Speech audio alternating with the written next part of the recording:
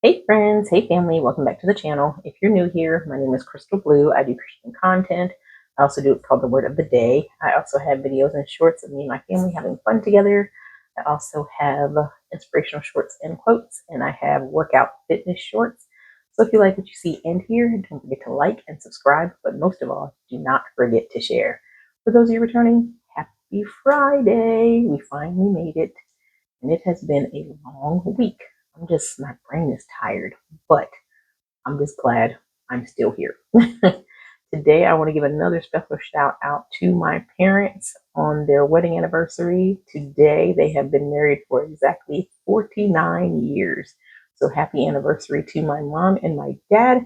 Whatever you guys do today, enjoy yourself, indulge in whatever, and just spoil yourselves and have fun. All right. Love you guys. Okay, so today we're going to get into the word, and I just love this story. There are a lot of parables in the Bible that I love, but this one has come to be my favorite because it's just shown how just Jesus can just, I don't know, he's just that kind of person. When Jesus was on this earth, he was that kind of person that could just pretty much drop the mic on everything or just blow up your spot and tell you the truth, but in the nicest way.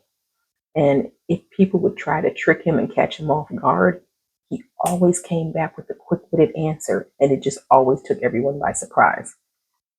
So, we're going to be reading what's the story of how the Pharisees were trying to trick Jesus. They were talking about taxes and who you have to pay. And they were saying, isn't it true that you have to pay certain taxes on things? And they were trying to trick Jesus to see what he would say, because if he said yes, then a lot of people would be mad at him, and then they would say, oh well, why should we have to pay on this? And then if he said no, then they would get mad. So either way, if he had said yes or no, they would be mad with him. So they were trying to trick him, because obviously they hated Jesus, they didn't like him, so they were trying to trick him to get the people to be mad at him. So they asked him a question about how the taxes should be paid and who they should be paid to. And I just love how Jesus does this. But as I read this, I just want you to remember who you belong to. So in Mark 12, verses 13 through 17, it says, later they sent some of the Pharisees and the Herodians to Jesus to catch him in his words. They came to him and said, teacher, we know that you are a man of integrity. You aren't swayed by others because you pay no attention to who they are, but you teach the way of God in accordance with the truth.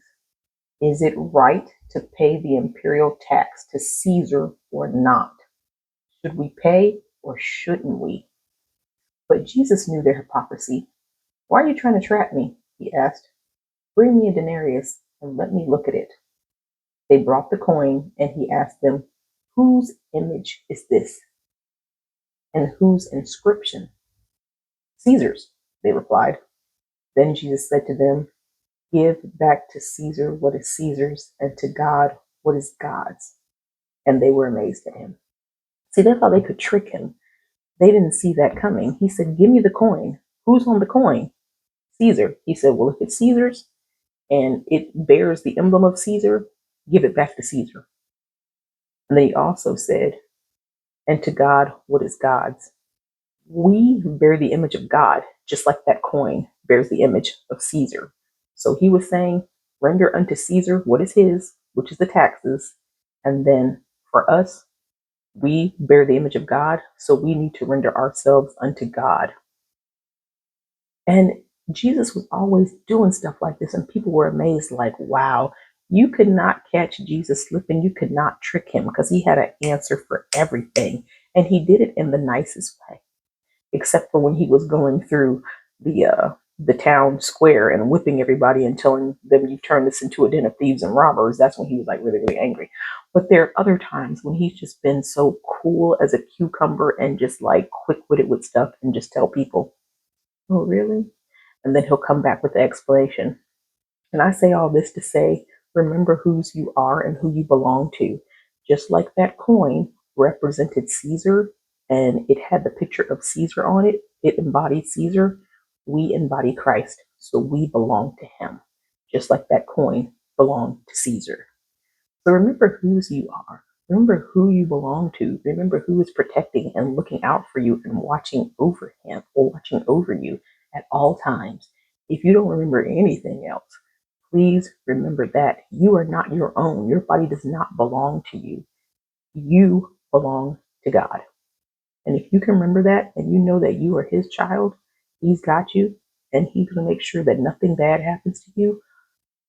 If anything bad does happen, he's going to help you through it and guide you through it. You just have to trust that he's going to take care of it, and don't stress and don't worry about it, because in life, things are going to happen, but some things are avoidable. And there are areas where he will come in and intervene so that certain things don't happen to you. But if you do experience bad things, he's going to get you through it, because it's going to be a test to strengthen you and to make sure that you learn how to trust him more and more and more. So I said all of that to say, remember whose you belong to. You belong to Christ, just like that coin belonged to Caesar. All right.